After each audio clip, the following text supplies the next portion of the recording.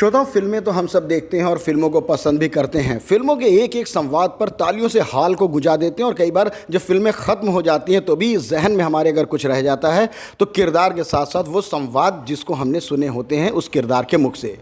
अक्सर इन संवादों को लिखने वाले, पटकथा को लिखने वाले, कहानी के लिखने वाले नेपथ्य में होते हैं, यानी कि पर्दे के पीछे। तालियां जिसे मिलती हैं उसके असली हकदार से आज हम करा रहे हैं आपकी मुलाकात। एक ऐसे ही बहुचर्चित और प्रख्यात संवाद लेखक, पटकथा लेखक और बहुत ही अच्छी लेखनी के मालिक जिन्होंने कई ब्लॉकबस्टर फिल्में लिखी हैं, दिलीप शुक्ला जी। हम इनसे बात करते हैं। तो दिलीप जी, सबसे पहले तो आपका बहुत बहुत स्वागत और अभिनंदन अयोध्या की धरा पर। बहुत बहुत धन्यवाद। और मैं तो भगवान राम की असीम कृपा है कि इस धरती पर मैं आने का मुझे स्वर्णिम अवसर मिला और मुझे बड़ा अलौकिक सुख मिल रहा है इस धरती पर और बड़े आनंद में हूँ मैं। दिलीप जी, हम सब लोगों को पता है कि आप तो इसी पूर्वांचल के, बल्कि ये कहें रायबरेली के हैं। तो रायबरेली से मुंबई तक का सफ़र, वो भी अभिनय की दुनिया में, फिल्मी दुनिया में, ये सब कुछ अचानक कैसे हो गया या फिर प्लान था पूरा? देखिए, ऐसा है कि 14-15 साल की अवस्था जो मेरी रायबरेली में गांव में पढ़ाई के दौरान थी, एक बार ऐसा हुआ कि मैंने कहा कि मैं स्पीच दूंगा 15 अगस्त को। तुम्हारे अध्यापक जी ने बोला कि हाँ दो, कोई भी बोल सकता है, प्रॉब्लम क्या है? तो मैंने कहा मुझे लिख के दो क्या बोलना है। तो उन्होंने कहा अभी तुम ही लिख लो। दिन पहला मेरा एक अनुभव था कि जब मैंने वो 10-15 लाइनों की, 20 लाइन की कोई एक स्पीच लिखी और जब मैंने वो बोली स्कूल में तो उसको बहुत सराहा गया। दिन फिर मैं नाटकों की तरफ झुका और मुझे जो हमारा भारतीय साहित्य है वो हमेशा से प्रभावित मुझे किया है। तो उस पे मेरा मंत्र पढ़ना हुआ मुंशी प्रेमचंद जी का, और मंत्र ने इतना मुझे असर किया कि मैंने उसका नाट्य रूपांतर किया और उसको मैंने मंचित किया, उस प्ले को मंच में रखा और वो प्ले भी काफ़ी सराहा गया। उसके बाद मुझे ऐसा लगा कि मेरे नाटक को देखने के लिए 150 लोग आते हैं, 200 लोग आते हैं, और सिनेमा एक ऐसा माध्यम है जहाँ पर जा कर के आपकी चीज़, आपका विचार, आपकी प्रतिभा ना करोड़ों लोग देखते हैं, एक साथ देखते हैं। तो मुझे लगा कि सिनेमा में विस्तार है कला का, तो क्यों ना मुंबई चला जाए। बस यही बात हो गई। उसके बाद फिर जब चला गया तो फिर चला गया, फिर सिलसिला चल निकला। दिलीप जी, बड़ी खूबसूरती के साथ आपने बयान किया उस पूरी यात्रा को। लेकिन मुंबई में जाने के बाद हम सब जानते हैं वहाँ संघर्ष बहुत है। प्रतिभा के साथ साथ आपके अवसर मिलना भी, और पहला अवसर मिलना बहुत बड़ी बात होती है। अगर मैं याद करूं तो वो अंदाज़ अपना अपना शायद ऐसी फिल्म थी जिसके बाद लोगों ने कहा कि हाँ, दिलीप शुक्ला ये कौन है, ये कैसे लिखते हैं। ऐसा क्या ये सच में हो या फिर कुछ आप जोड़ना चाहेंगे? लेकिन उत्साह जो होता है ना, वो आपको ना पथ पे टिका के रखता है। दूसरा हमें समझ में आ गया था कि बॉलीवुड में काम तो लाखों लोग कर रहे हैं, लेखक भी बहुत सारे हैं जो बहुत सारी फिल्में लिखते रहते हैं, लेकिन मेरा यह था कि मैं विशेष काम करने के फेवर में था कि कुछ ऐसे काम करूं जिन कामों से, जिन फिल्मों से मैं जाना जाऊं। कहते हैं प्रभु राम की कृपा हुई और मुझे घायल मिली। घायल मैंने लिखी तो घायल के वक्त मैं 23-24 साल मेरी उम्र थी, और घायल एक विषय जो है बहुत गंभीर सा विषय था, पूरा सिस्टम पे चोट करनी थी। लेकिन मैं उसको लिख गया। और मैं आज बताना चाहूँगा अपने सुनने वालों को कि मैं लिख इसलिए गया क्योंकि मैंने वहाँ जो 6-7 साल मैंने निकाले वहाँ संघर्ष के दिन, और उनमें जो ज़िंदगी मैंने देखी और जो मैंने जीवन देखा और जो मैंने सब देखा मुंबई में संघर्ष के दौरान, दिन ये सब ने ना मेरे अंदर लेखक को थोड़ा मजबूत किया। तो मुझे घायल जब मिली तो मैं कहूँगा मुझे कोई शिकायत नहीं है, ना भाग्य से ना नियति से, क्योंकि घायल जब मुझे मिली तो मैं घायल लिखने के लिए सक्षम था, तब मैंने घायल लिखी। तो समय से हर कार्य होता है, अच्छा कार्य प्राकृतिक तरीके से, बाकायदा प्रक्रिया के साथ समय से होता है। तो हमेशा आपको ना उस समय का इंतजार भी करना चाहिए और अपने कार्य में प्रयास करते रहना चाहिए। दिलीप जी, वो जो आइकॉनिक डायलॉग है कि ये 2.5 किलो का हाथ जब पड़ता है तो आदमी उठता नहीं, उठ जाता है, दामिनी, वो भी आपने ही लिखी थी। और उसके संवाद भी तारीख पे तारीख, तारीख पे तारीख, तारीख पे तारीख मिलती है, लेकिन नहीं मिलता है तो इंसाफ। इस तरह की ये जो आक्रोश भरी लाइनें हैं या जो आम जनता की पीड़ा है, दर्द है, ये कहाँ से ऐसे संवाद आपके जहन में आते हैं, कहाँ से आप लाते हैं इसको? हाँ, क्या होता है कि अगर भावना से आपका विषय जुड़ जाता है और विषय में भी कुछ इस तरह की बात है तो फिर राइटर उसे अच्छा लिखता है। दामिनी के साथ क्या हुआ कि दामिनी का विषय ही इतना अच्छा था, तो क्या होता है कि राइटर को जो विषय मिलता है तो फिर वो प्रेरित होता है, तब वो लिखता है। तो 2.5 किलो का हाथ दामिनी का डायलॉग है, और वो हाथ का डायलॉग बहुत पॉपुलर हुआ क्योंकि वो डायलॉग एक सही कहानी में, सही जगह, सही एक्टर के द्वारा, सही समय पर बोला गया, इसलिए वो डायलॉग बहुत हिट है। तारीख की बात जो रही, तो चूँकि मेरा बचपन गांव से निकला है तो शोषण भी देखा है और कोर्ट कचहरी से जुड़ा रहा हूँ। भाई किसी की तारीख है गांव में तो चलो भाई दिलीप को ले लो, चलेगा साथ में, चल पड़े साथ में। इस चक्कर में रसगुल्ले भी खाने को मिलेंगे, क्योंकि कचहरी के बाहर रसगुल्ले समोसे बहुत अच्छे मिलते हैं, उस चक्कर में चला जाता था। लेकिन मैं देखता था कि जब ये खुश हमारे साथ दद्दू थे, बट कचहरी में बैठे बैठे थे बुझ क्यों गए ये।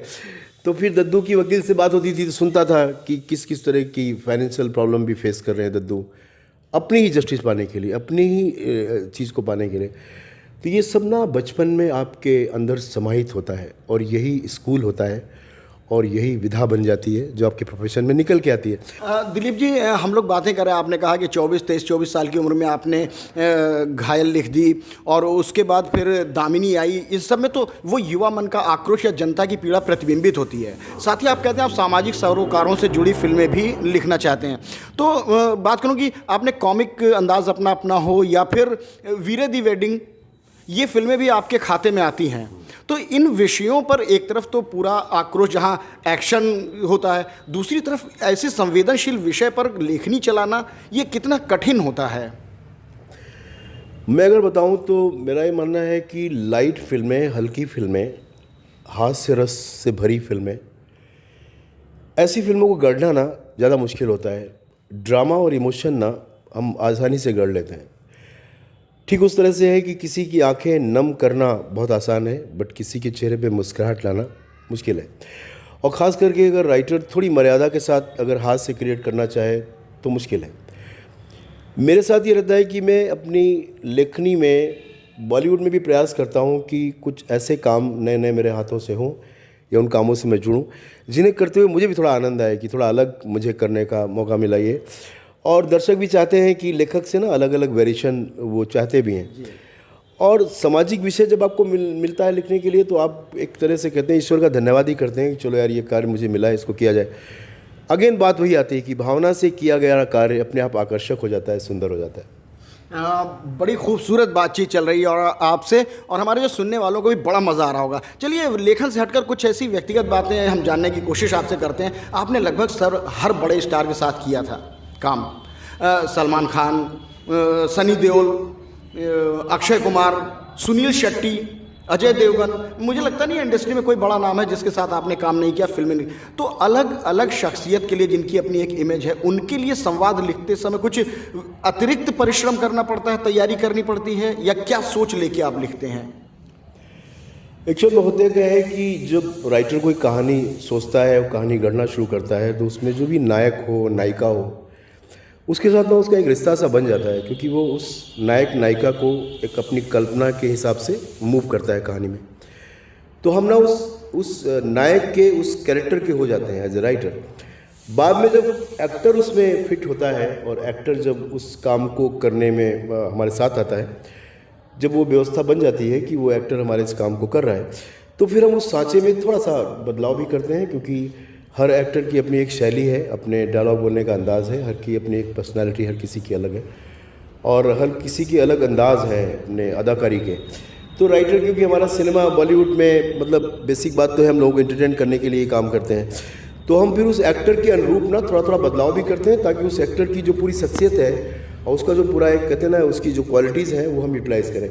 तो कभी कभी ना डायलॉग पे फिर हम थोड़ा रिवर्क करते हैं। जैसे सलमान खान का अपना अलग अंदाज़ बात करने का है, सनी देओल का अपना अलग अंदाज बात करने का है, तो उससे एक मीटर सा बन जाता है और जो कहते हैं ना कैरेक्टर और एक्टर का संगम होता है, तो संवाद अपने आप बहुत खिल के आ जाते हैं और वो हो जाता है मेरे साथ। दिलीप जी, इससे पहले कि हम लोग बातचीत को विराम करें, हम जानना चाहेंगे कि सलमान खान की वो आइकॉनिक फिल्म दबंग, वो दबंग भी आपके हिस्से में, और दबंग के डायलॉग हों, दबंग की पटकथा हो, दबंग की संवाद अदायगी हो, मतलब दबंग तो एकदम बन गया कि स्वागत नहीं करोगे हमारा। ये मैं अतिशयोक्ति अगर नहीं कह रहा हूँ, सिर्फ तुलना नहीं हो सकती, लेकिन एक आइकॉनिक फिल्म शोले बनी थी, उसका कोई भी डायलॉग नॉर्मल था, तेरा क्या होगा कालिया, सामान्य सा संवाद है, लेकिन वो आइकॉनिक बन गया। स्वागत नहीं करोगे हमारा, ये भी है संवाद सामान्य सा, लेकिन क्या आपने क्या लिखा और क्या अदायगी हुई। तो इस तरह की चीज़ों से जुड़ाव होने के बाद दिलीप शुक्ला कैसा महसूस करते हैं?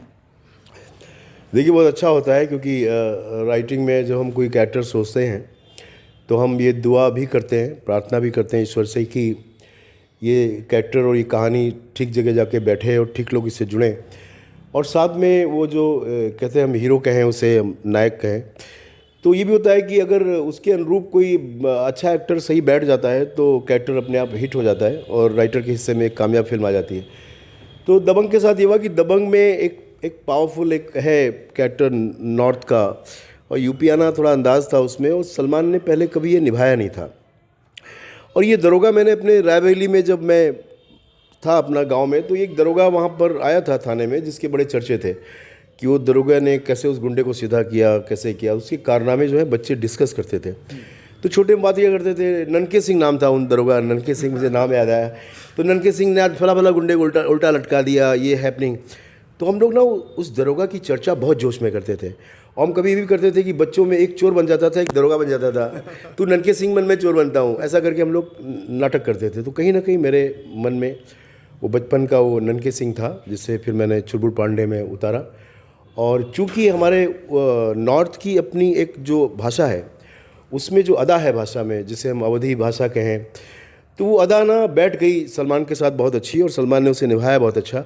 तो होता क्या है कि जब एक ऐसा पैकेज बनता है जहाँ पर एक अच्छा किरदार है, अच्छे संवाद हैं, एक अच्छी पृष्ठभूमि है, एक अच्छा बैकड्रॉप है, और सारी चीज़ें बहुत अच्छी हैं, और उस एक्टर का ना उन दिनों नशा भी है लोगों में, लोकप्रियता उसकी बहुत अच्छी, बहुत ज़रूरी होती है, सारी चीज़ों का संगम बना, तब ये चुलबुल पांडे और दबंग खड़ी हुई।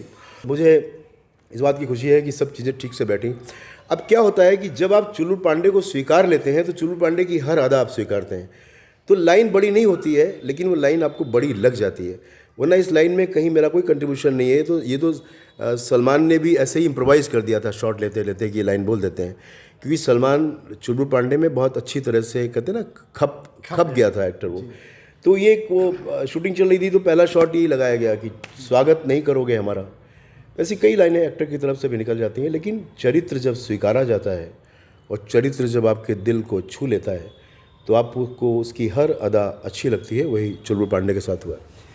दिलीप जी, आप चूंकि इधर रायबरेली के हैं और इतनी बड़ी फिल्में बॉम्बे से लिखने के बाद रायबरेली से मुंबई का सफ़र और मुंबई से वापस आप अयोध्या में हैं, तो भविष्य की आपकी क्या प्लानिंग्स हैं, क्या करने को सोचा है अब दिलीप शुक्ला ने?